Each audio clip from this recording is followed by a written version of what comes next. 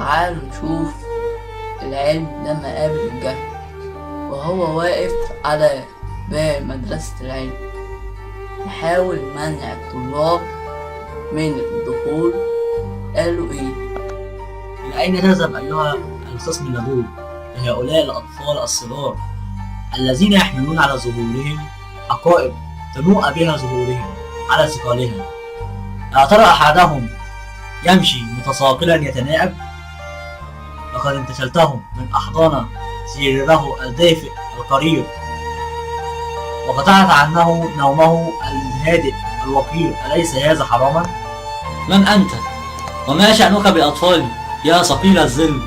إنهم بارعون اليوم، شباب الغد، رجال المستقبل.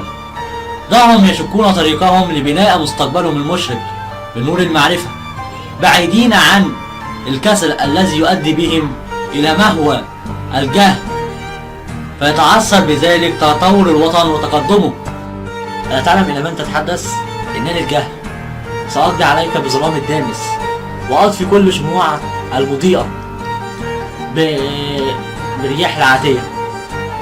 لن أتركك تمحوني بازدياد عدد الشموع التي ترتفع باضطراب مستمر، يحول سواد الحالك إلى بياضك الناصع. أنت لن تستطيع فعل شيء، بل ستزداد الأضواء في سمائك المكفرة حتى تحولها إلى أنوار تشع على طول الزمان.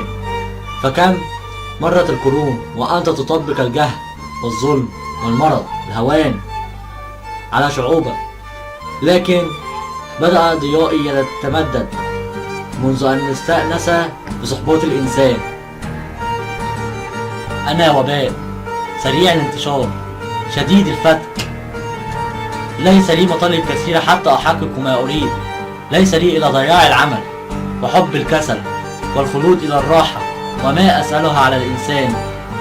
وسوف أقضي عليك أيها العلم، بظلامي سأطفي نور طلابك ومحبينك. هيهات هيهات، لم تتوعد؟